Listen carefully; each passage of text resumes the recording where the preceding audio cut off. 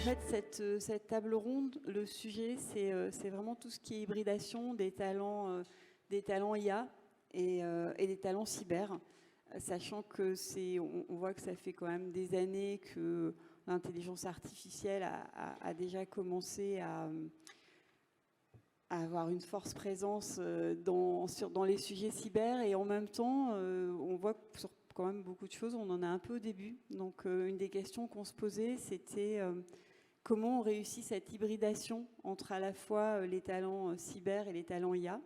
On voit qu'il y a une vraie pénurie en fait de doubles talents. On a des super talents dans l'un et dans l'autre, mais les doubles talents, il y en a beaucoup moins. Et du coup, avec moi pour adresser cette question, j'ai 4 super intervenants. Donc je vais commencer juste à ma droite. En fait, j'ai Thomas Filot, qui est le CISO de Miracle. Ensuite, Vincent Marais, qui est Associate Partner, Head of Cyber Security, Data Protection and Trusted AI Practice chez KPMG. Et puis Francis Ofungu, de CISO GitLab. So welcome Francis. Francis parlera en anglais en fait, et donc on alternera français-anglais. We will both speak French and English, and we really thank you for joining us. Et puis Lénigue Pédron qui va nous rejoindre. Donc peut-être que je la représenterai quand elle arrivera. Donc Lénigue qui est la CEO de Trust Valley à l'EPFL, donc à Lausanne, et de l'Innovation Park. Donc quand Lénigue arrivera par politesse, je la représenterai.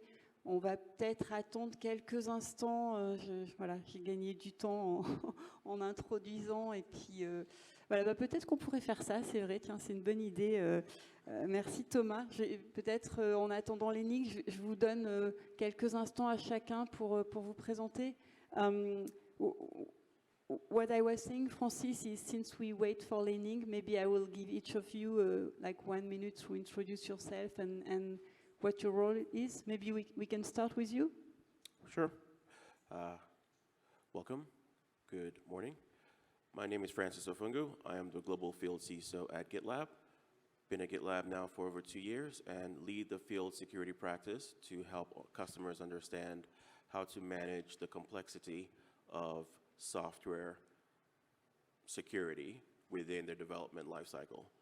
Part of my role is to meet with other CISOs as a former CISO and share some good stories and bad stories of things that we see in the field, but also help them strategically to understand the complexity that things like automation and artificial intelligence brings to their software development lifecycle and help them manage that complexity.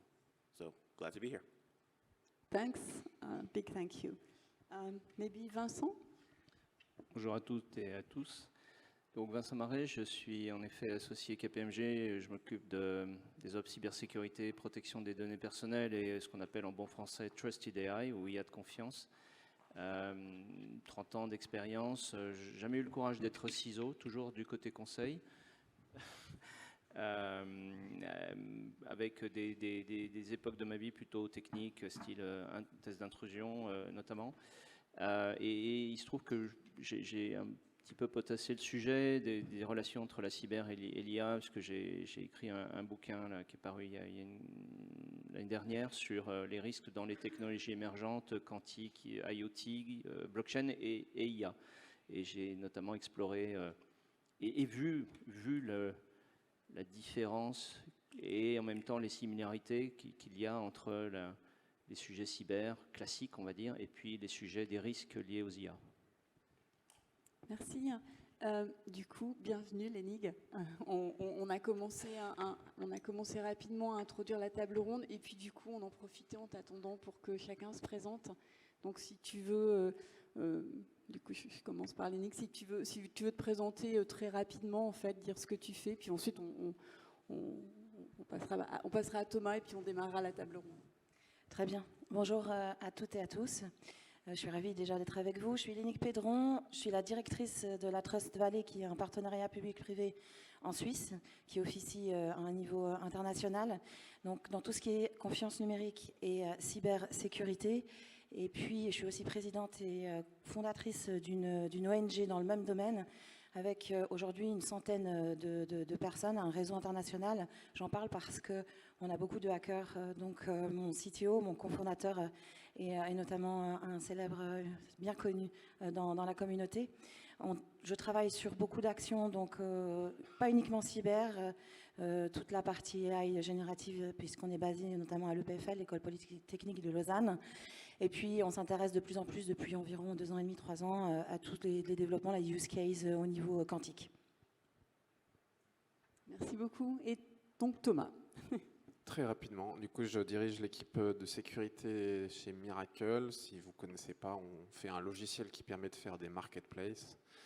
C'est-à-dire en gros on permet à nos clients d'essayer d'entrer en compétition contre Amazon par exemple, dans le domaine du e-commerce. Beaucoup de clients dans le e-commerce. C'est une société française qui a une dizaine d'années et qui est ce qu'on appelle digital native, hein, née dans le cloud et née dans la data. Et puis j'ai officié auparavant à la NSSI, donc un background en sécurité assez vaste. Merci Thomas. Et puis oui, on pourrait ajouter aussi que Miracle, c'est quand même une belle success story française. Peut-être, du coup, on va démarrer. Peut-être si une question que je voulais vous poser à tous pour commencer. Déjà, quelle utilisation, puisqu'on va se questionner sur la pénurie de talents à la fois IA et cyber, et comment on fait pour hybrider ces compétences. Mais déjà, pour commencer, toi, tu vois quoi comme utilisation de l'IA classique, on va dire, ou générative dans le domaine de la cyber? Alors, déjà plus largement, moi, mon patron, quand ChatGPT est devenu à la mode, hein, donc c'est Philippe Corot, le fondateur de Miracle, il est connu pour prendre des décisions assez rapidement. Il est arrivé au bureau, il a envoyé un mail à tous les salariés et il a dit: si vous ne passez pas 1 heure par jour à comprendre ce que l'IA va transformer dans votre activité, bah, je vais vous virer, et puis de toute façon, vous serez un jour ou l'autre dépassé par des gens qui sauront faire. Et donc chez Miracle, quel que soit son métier, qu'on soit au légal, à la sécurité ou au sales, on doit faire de l'IA pour comprendre comment ça marche cet objet. Alors chez Miracle, on a une grosse équipe de data, donc on a des gens qui utilisent de l'IA dans nos produits depuis très longtemps, pas de l'IA générative, mais plutôt des techniques de machine learning plus anciennes. Et c'est vrai que du coup, nous, dans la sécurité, on a 2 rôles, c'est d'accompagner tous ceux qui utilisent de l'IA parfois sans faire très attention aux risques. Donc ça, c'est un sujet, mais encore une fois, il faut aussi s'en servir, nous, pour transformer nos métiers. Et clairement, moi, je peux dire qu'aujourd'hui, j'ai la moitié de mes analystes qui, je pense, gagnent au moins 20% de leur temps sur des tâches qui sont très répétitives et que les IA font particulièrement bien. Donc, même des équipes très techniques, hein, aujourd'hui, on a des gens qui font de la red team ou des pen tests.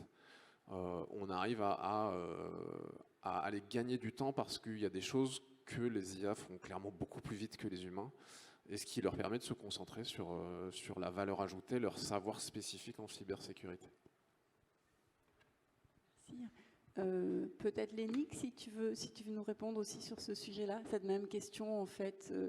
Qu'est-ce que tu vois comme exemple déjà aujourd'hui d'utilisation de l'IA dans le domaine de la cybersécurité?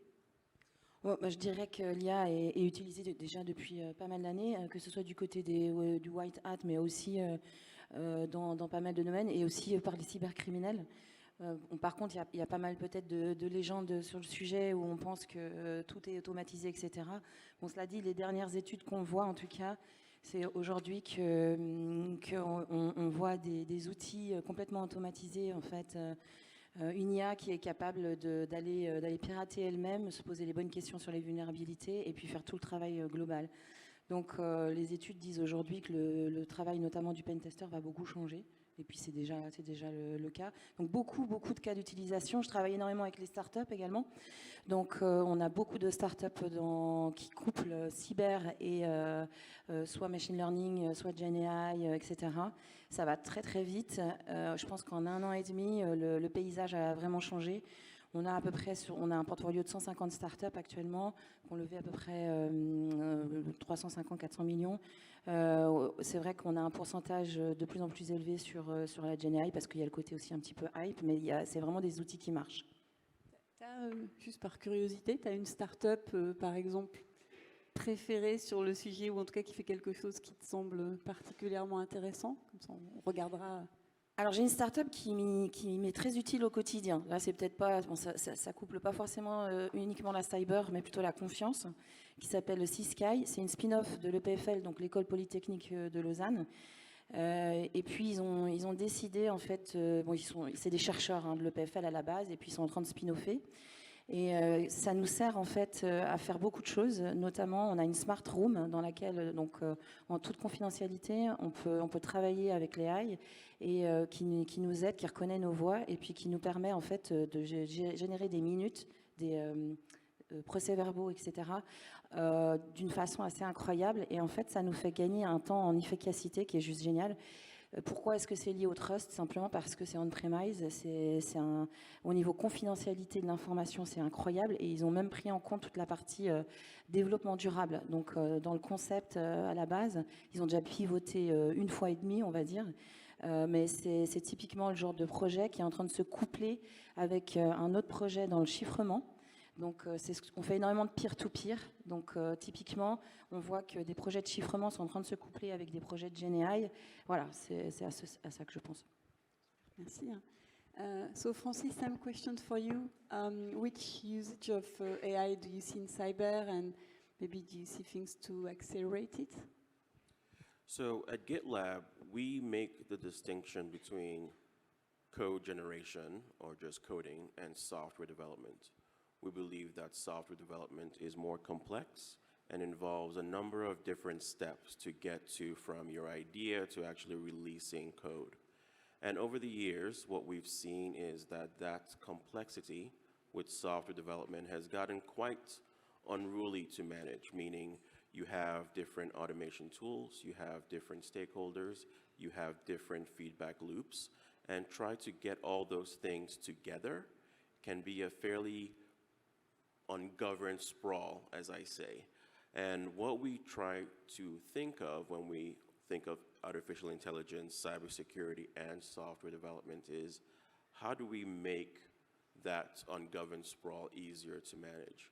Because what happens after there's a cybersecurity incident is people start asking questions like, what does that code do? Or what does that package do? Or what does that specific function do? And this just adds more time to the incident management lifecycle. So it takes a really long time to solve the incident. And what we're seeing with either regulations at the country level or at the continent level with things like NIS2 and DORA, or in the States we have NIST cybersecurity frameworks, is we need to reduce the time to resolution for all these software events. And artificial intelligence can actually help us expand the number of people that we have to help us remediate some of these events by giving developers things that can help them explain the code faster, by giving them real-time feedback loops around vulnerabilities that have been introduced into the code in real time, not during a pen test or as a scan afterwards. You're essentially getting more ways to improve your security posture and reduce your attack surface with semi or near real-time feedback loops that are driven by artificial intelligence. Thanks. Maybe peut-être une question pour toi, Vincent.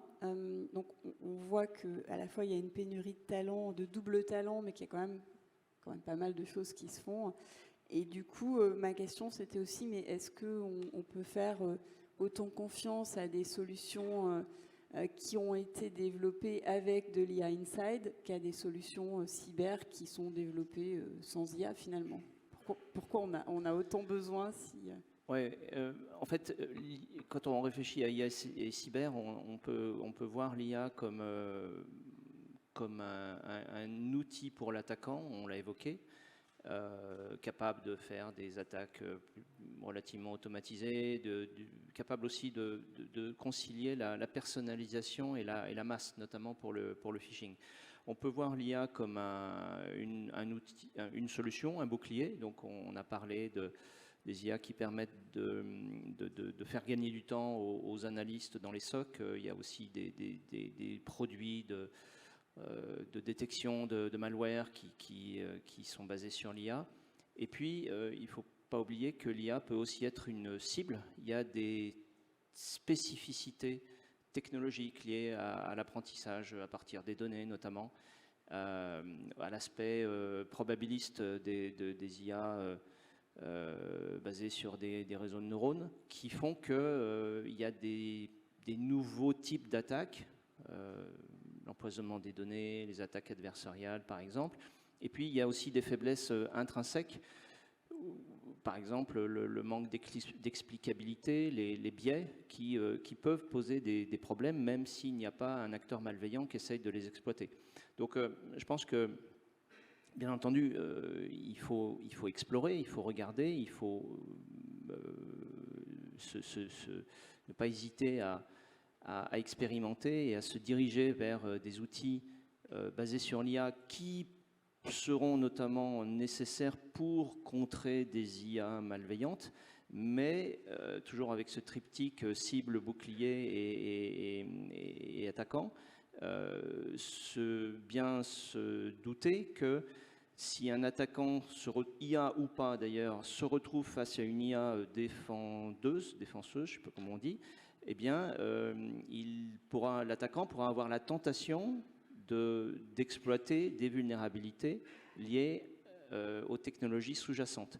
Et d'ailleurs, c'est déjà le cas, et même depuis des années, sur les outils anti-spam, qui sont des outils, certains de ces outils sont basés sur de l'apprentissage par rapport à des modèles d'emails de type spam, et il y a déjà eu des tentatives documentées de contourner ces dispositifs avec de l'empoisonnement de données, par exemple, ou des attaques de type adversarial. Du coup, pour rebondir sur ce que tu dis, en fait, Thomas, par exemple, chez vous, en fait, comment vous évaluez les risques spécifiques qui sont liés à l'utilisation de l'IA sur des sujets cyber? Alors, chez nous, alors déjà en général, j'appartiens à une association qui s'appelle le Césin, qui regroupe un certain nombre de RSSI en France, et qui a publié un baromètre que je vous invite à consulter parce que ça montre un peu les tendances de ce que pensent les RSSI de ce qui se passe, et notamment sur ce sujet. Alors déjà, enfin moi c'est ma vieille habitude, les RSSI ils ont peur des nouvelles choses, on n'aime pas trop ça, ils ont peur du cloud, ils ont peur du DevOps, et alors de l'AI. Pourquoi ils ont peur? Parce que souvent ce sont des objets qu'ils ne comprennent pas, et puis parce que ça les oblige à changer leur posture. Et du coup, dans ce même baromètre du Césin, vous trouverez que je crois 52% des RSSI pensent que leur principal challenge va être la transformation des méthodes d'action de leur entreprise. Mais il y en a cependant que je crois 15% qui ont intégré l'AI dans leur stratégie de cybersécurité, par exemple. Ce qui me semble personnellement assez délirant. Nous, on a évidemment tout de suite intégré l'AI. Comme je vous l'ai dit, notre CEO, il ne nous a pas laissé le choix, donc on n'a absolument pas cherché à la bloquer ou à en empêcher l'usage. On va accompagner. C'est vrai qu'il y a des nouveaux risques, mais finalement, les risques en cybersécurité, c'est à peu près toujours les mêmes. Ça va être soit une perte de confidentialité des données, soit un problème d'intégrité. Il y a aussi la disponibilité, mais c'est moins un sujet pour l'IA. Donc en effet, on va vouloir des données qui sont justes, et ça, on ne peut pas toujours faire confiance aux IA. Il faut prendre le pas de recul pour se dire, faut bien vérifier quand même que ce qui est sorti de cette machine, c'est bien ce que moi je veux. Il y a eu une anecdote amusante, je crois que c'est Air Canada, il y a un chatbot qui a répondu à un client, oui, vous pouvez avoir le billet à 10 €, et Air Canada a dit, non, désolé, c'est pas nous, c'est l'IA. Et la justice du Canada leur a dit si, c'est votre IA sur votre site, c'est comme si c'est vous qui aviez parlé. Donc on doit absolument prendre ce pas de recul. Et concernant la confidentialité, c'est peut-être le plus problématique. Alors, je crois que j'ai vu des slides hier. Je crois que OpenAI a mis moins de 2 mois à atteindre les 100 millions d'utilisateurs, ce qui est absolument sidérant. Et comme à chaque fois qu'une nouvelle technologie est adoptée massivement, bah, les gens ils font un peu n'importe quoi. Pas parce qu'ils sont ignorants, mais parce qu'ils ont envie de tester. Et avec les IA génératives, ce qu'on a envie de faire, c'est de leur donner beaucoup de données, parce que c'est comme ça qu'elles marchent bien. Et donc dans les entreprises, moi c'est le cas dans la mienne, hein, on va brancher les IA sur les data platforms. On utilise des outils comme Dust, qui vont carrément maintenant fédérer toutes les données de l'entreprise d'un côté et tous les moteurs de LLM de l'autre. Puis on fait des beaux mix, et on est absolument certain que quelqu'un qui va vouloir accéder et demander à un chatbot la donnée, elle va finir par lui donner. Donc nous, notre rôle là-dedans, c'est de bien mettre les garde-fous pour s'assurer qu'on va vraiment limiter quelles données on met dans ces outils, parce que ça c'est sûr, on est sûr et certain qu'un chatbot qui a accès en arrière-plan à des données, même si elles sont d'entraînement, même s'il ne les connaît pas, il va y avoir des moyens de les détourner. Et un moyen qu'on fait, c'est ce qu'on fait on fait du Red Team AI maintenant, c'est-à-dire qu'on va avoir des équipes, il y a même des entreprises spécialisées. Il y en a une, le nom est amusant, c'est pas des Français, ils ont appelé leur boîte Giscard, c'est dommage pour eux. Mais vous pouvez aller les voir. C'est des Français? Ils ont fait vraiment ce nom. Ah. Du coup, je me suis dit, ce nom va peut-être pas marcher en France. C'est des Français et je crois qu'ils ont un stand d'ailleurs. Ils sont là. Croisés, ouais. Je croyais, en tout cas, la personne que j'ai vue était italienne, alors je me suis dit peut-être qui sait pas qui c'est. Mais en tout cas, on va maintenant on va tester, c'est-à-dire qu'on va donner, un peu comme on fait dans la sécurité, hein, c'est-à-dire qu'on va se placer du point de vue de l'attaquant et on va se dire qu'est-ce que je ferais pour faire dérailler le modèle et lui faire donner. Et dans tout ce qu'on a pu tester, on sait qu'on va réussir à récupérer de la donnée d'entraînement. Donc c'est très important que les RSSI comprennent et accompagnent les utilisateurs dans le fait que de la donnée qu'on donne à des IA, selon les modèles, elle peut devenir complètement publique ou au moins accessible largement dans les entreprises. Et donc il faut vraiment prendre ce risque à la racine. Et du coup, si on parle compétences, trouver les bonnes ressources, peut-être former aussi ces équipes, j'avais une question pour chacun de vous, en fait, comment vous trouvez les talents ou comment vous formez en interne? Peut-être Vincent, par exemple, parce que c'est plus compliqué, par exemple, de former un expert cyber à l'IA qu'un autre expert. Comment vous faites chez vous? Ouais, c'est vraiment la question actuelle parce que vous avez toute une filière de cybersécurité avec des gens qui sont formés, des gens qui sont dans les entreprises, qui prennent de l'expérience, mais sur des sujets moi, que j'appelle classiques, de cybersécurité classique, de malware, de contrôle d'accès, etc. Et puis, vous avez des projets de développement d'IA, des use cases, et portés par des gens très brillants qui connaissent très bien les technologies sous-jacentes, la discipline. Et c'est des choses, ce sont des disciplines de très haut niveau, hein, où il faut passer beaucoup d'années d'études et de recherche, etc.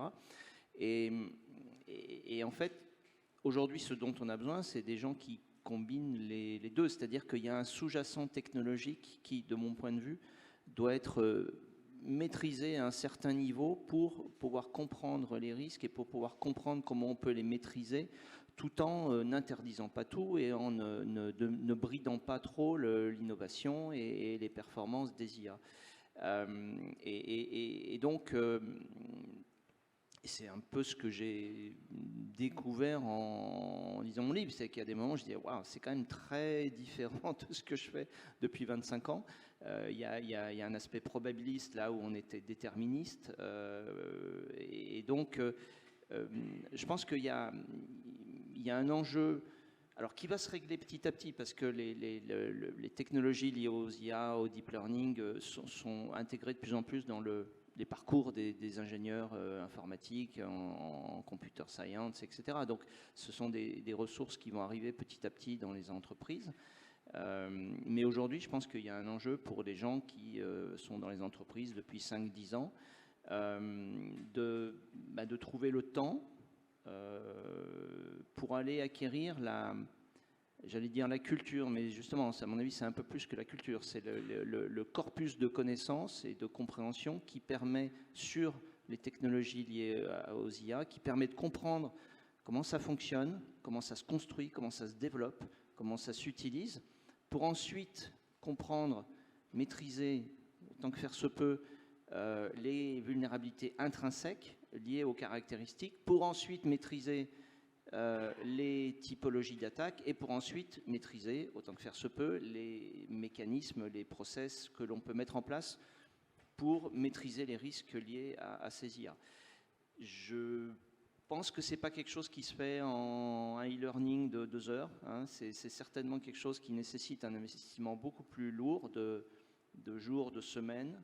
Et je pense que forcément, il va falloir dans les entreprises, dans les équipes cybersécurité, faire des choix et peut-être prendre des gens qui ont déjà un intérêt, déjà, hein, une appétence, pour investir le temps nécessaire pour les faire monter en compétence sur ces sujets et pour ensuite avoir cette double compétence et qui ensuite infusera dans le reste de l'équipe.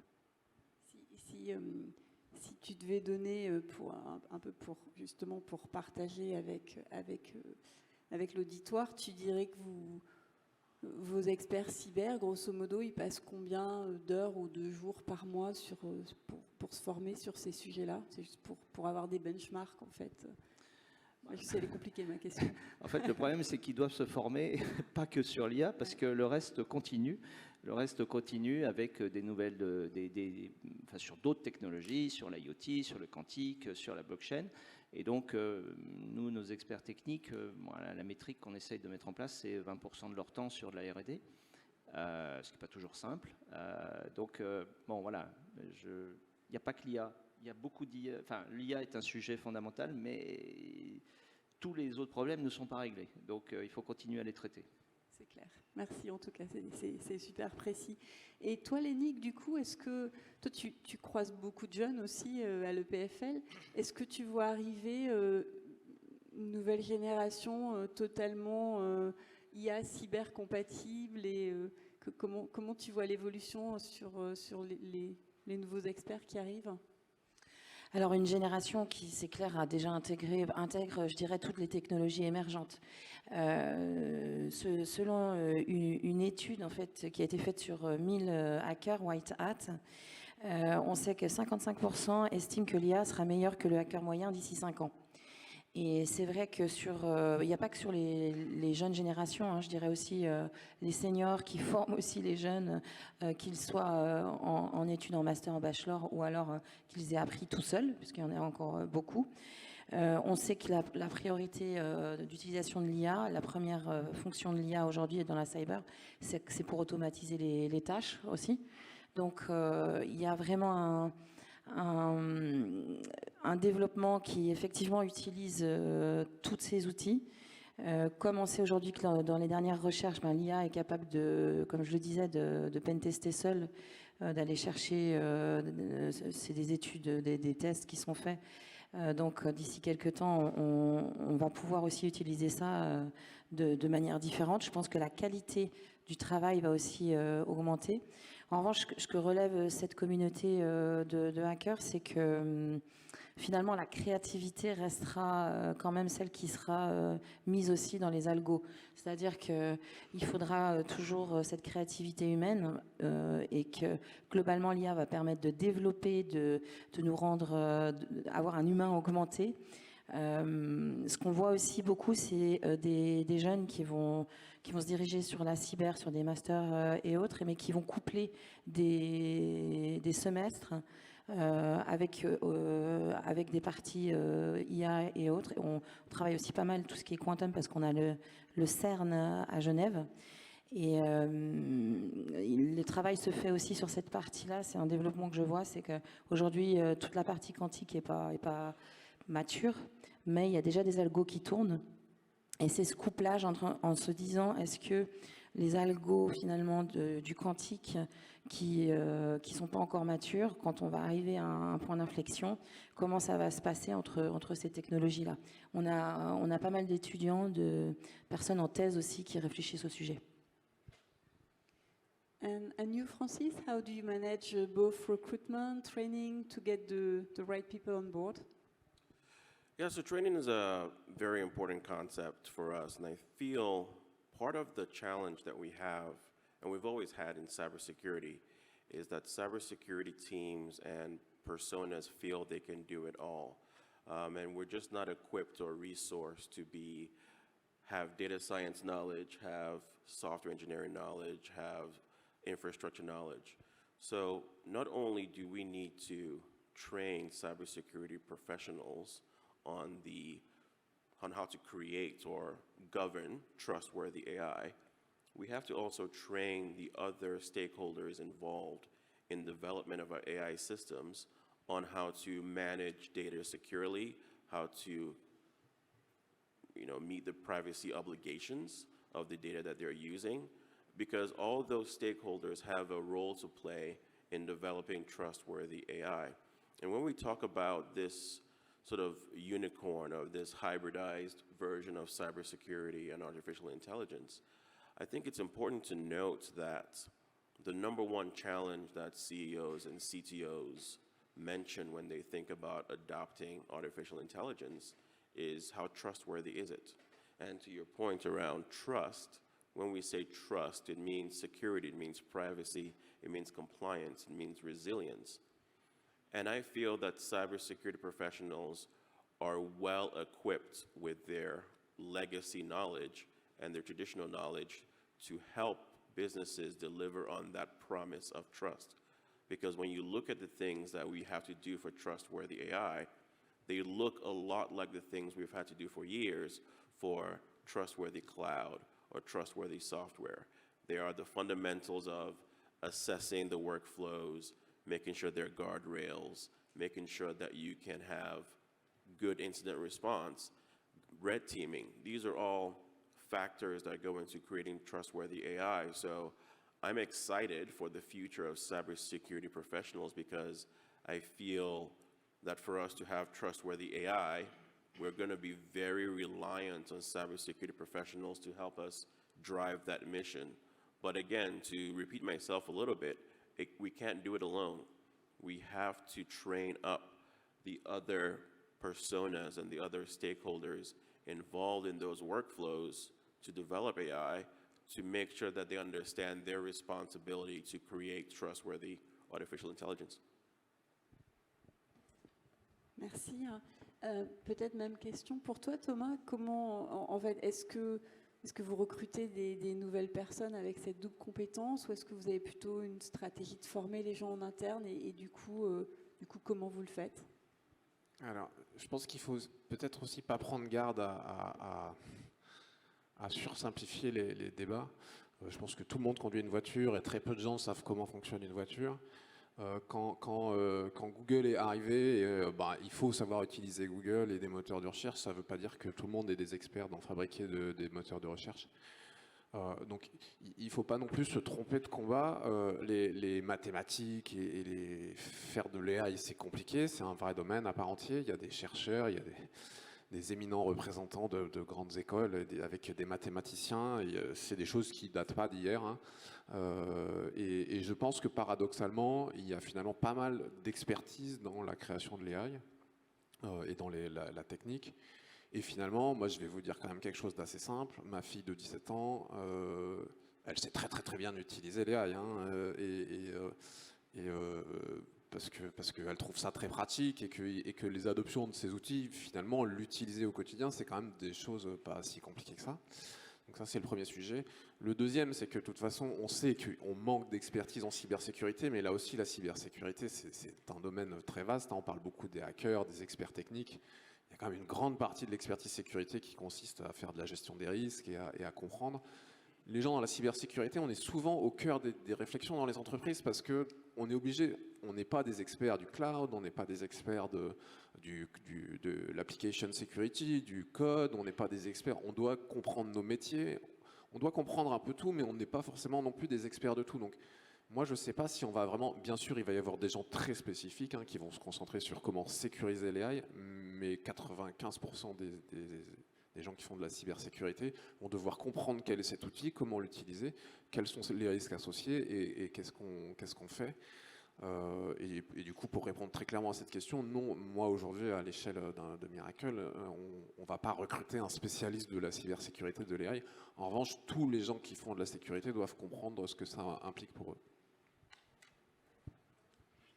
Et peut-être, du coup, une des questions qu'on se pose aussi, c'est comment on facilite la collaboration entre ces différents métiers, comment on arrive à cette fameuse hybridation. Peut-être une question pour toi, Vincent. Est-ce que, finalement, entre ces deux métiers, tu vois des similarités ou des choses qui font que tout naturellement, finalement, la collaboration se mettrait en place? Enfin, pour reprendre ce que disait Francis et ce que disait Thomas, je pense que, évidemment, la complexité des technologies sous-jacentes, des disciplines mathématiques, etc., sous-jacentes est telle que on ne va pas envoyer chaque membre d'une équipe sécurité faire un PhD en IA.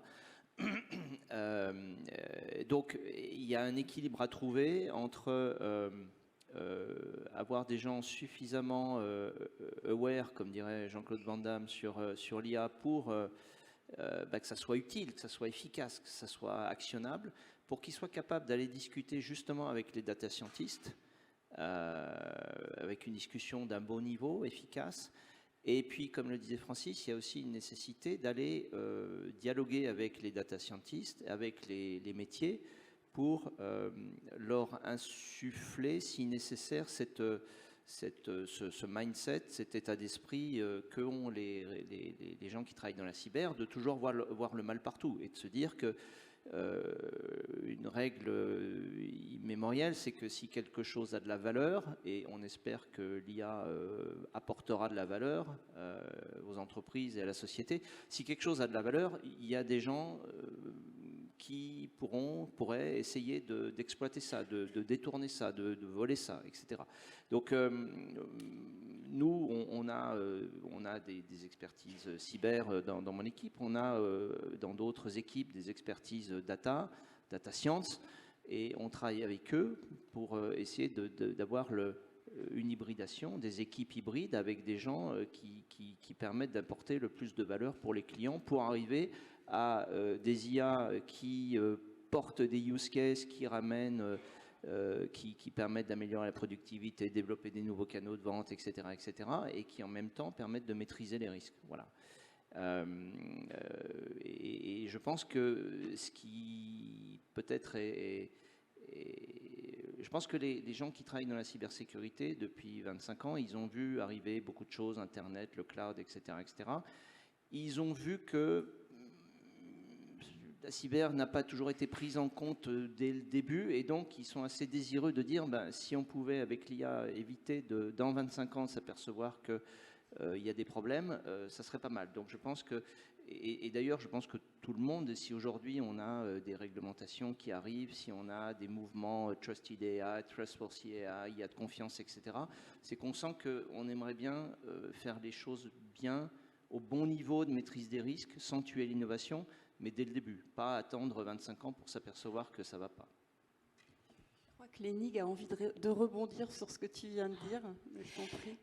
Oui, dans les partenariats que j'ai trouvé intéressant ce qu'a fait la Maison Blanche avec DEFCON. Donc, ça a surpris notamment plus d'un, mais ils ont demandé aux principaux développeurs d'IA, dont OpenAI, Google, Anthropic, Hugging Face, Microsoft, Nvidia, Stability AI, etc., de participer à une évaluation publique. Et si on ne veut pas refaire les erreurs effectivement du Cyber by Design, où on a eu quand même des sacrés soucis depuis quelques années avec cette méthode de gestion de projet qui prenait la cyber à la fin des projets, je trouve assez intéressant ce positionnement de la Maison Blanche, de tout de suite intégrer ces développeurs d'IA et de les confronter donc à DEFCON au floor directement avec ce niveau de hacking qu'on connaît au niveau des CTF à DEFCON, et ils ont créé un village AI assez intéressant. Maybe a question specifically for you, Francis. So we know that generative AI is developing a lot of specialized solutions per domain.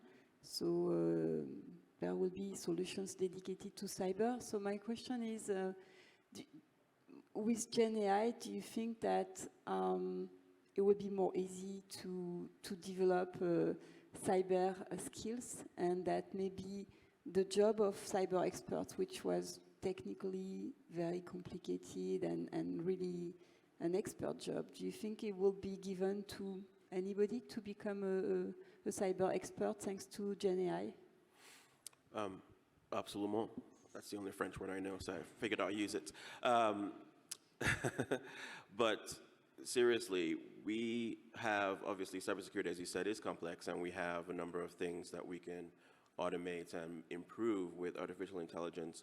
But one of the things that we have to be mindful of with that process is this concept of garbage in, garbage out, meaning you can't just sprinkle AI on your current processes and hope it'll get better and less complex.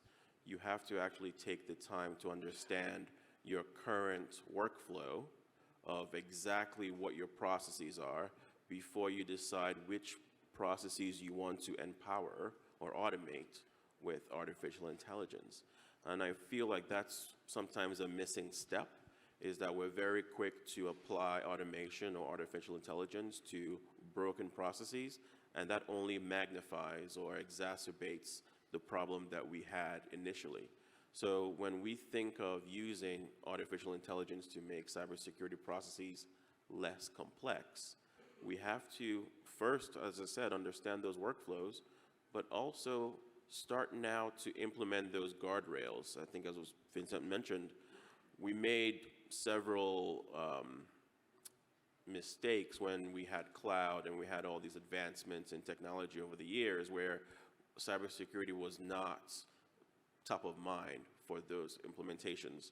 And now that we know those mistakes, let's reverse that. Let's now build in guardrails from the get-go, from day one, to make sure that our developers and our infrastructure engineers that use artificial intelligence have a very clear line of standards and expectations that they will be expected to follow, and that our artificial intelligence tools can detect when we don't follow those, and that will help us create a more sustainable future in the implementation of artificial intelligence. Merci. Je vous propose une dernière question avant de passer aux questions de la salle.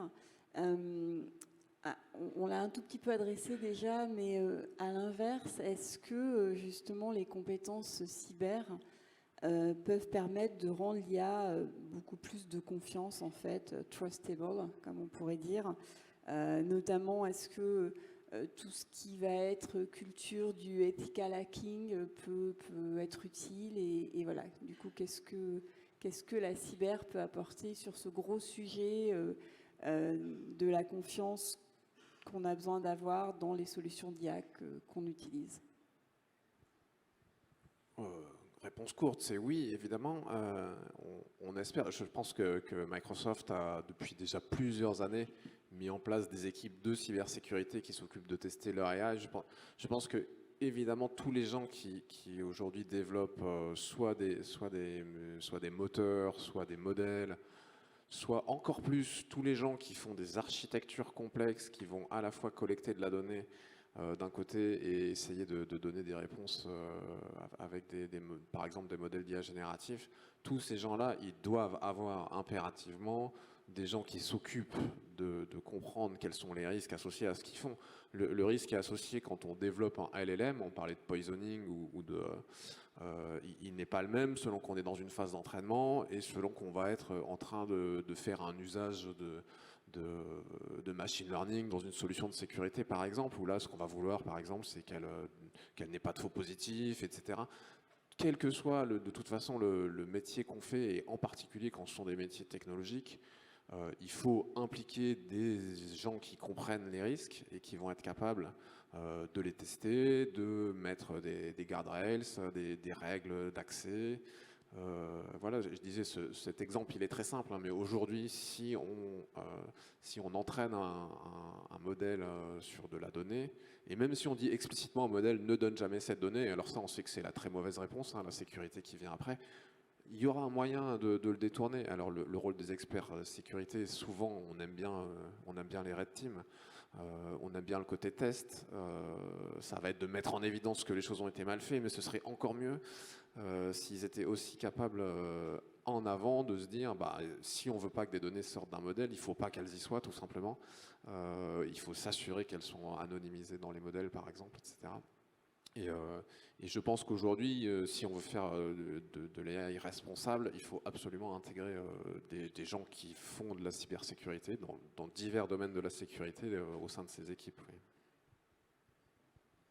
Oui, alors les IA en fait, c'est des ordinateurs, c'est des mémoires, c'est des... Alors c'est plus des disques durs maintenant, mais c'est des SSD. Mais, donc il y a toute une infrastructure qui est de l'informatique classique et donc c'est de la cyber classique. Et l'empoisonnement de données, le meilleur moyen, c'est quand même d'éviter que n'importe qui puisse aller modifier les données dans le traitement.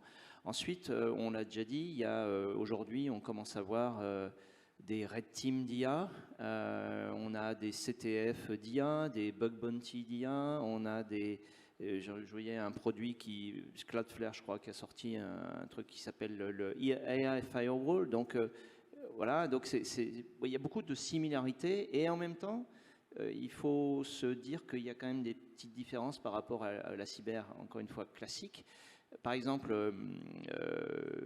il y a quelques semaines, l'équipe de Red Team d'IA de Microsoft a sorti un article de blog où il présentait ce qu'il faisait et c'était assez intéressant parce qu'il disait par exemple par rapport à du Red Team classique, l'aspect probabiliste des IA est à prendre en compte parce que parfois on met la même requête puis on n'a pas tout à fait la même réponse. Donc il faut peut-être faire 10 fois la requête et puis prendre la majorité des réponses pour étant la réponse la plus probable.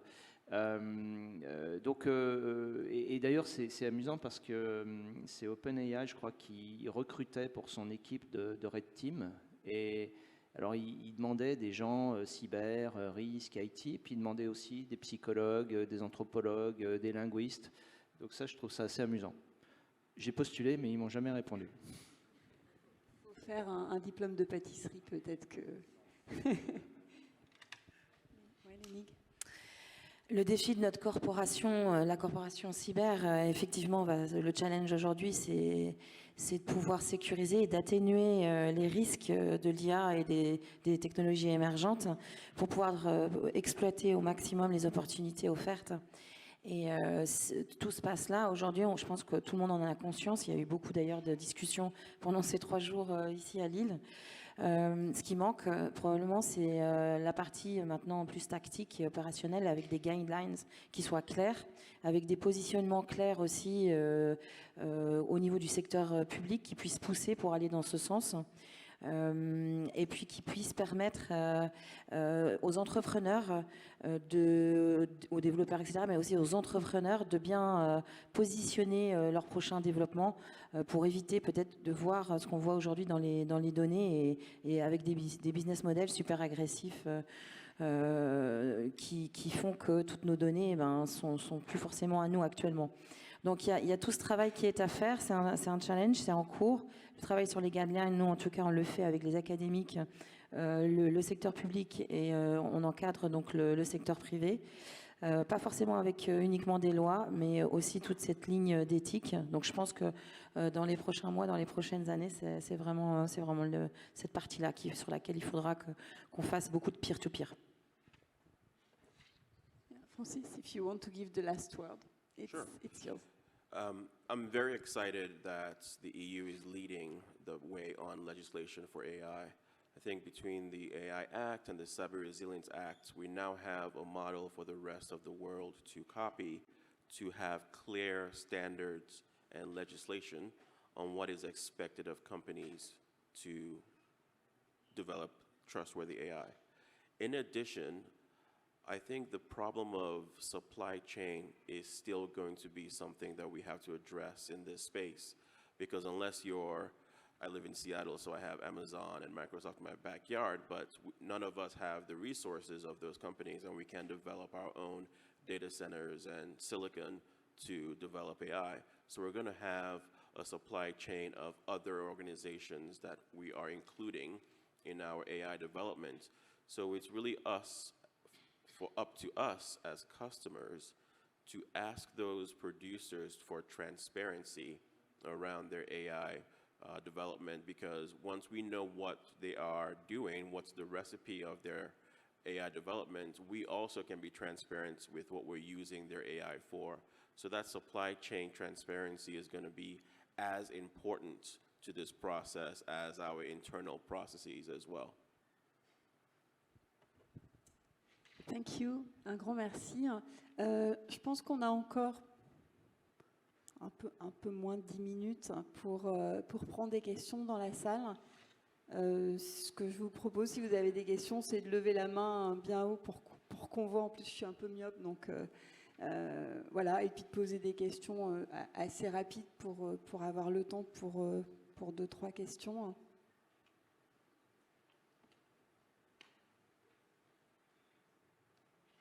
S'il n'y en a pas, on... One at a time, please.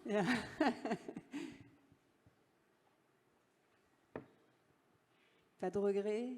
Et ben, en tout cas, on vous remercie beaucoup du coup d'avoir participé à cette table ronde. Merci à tous.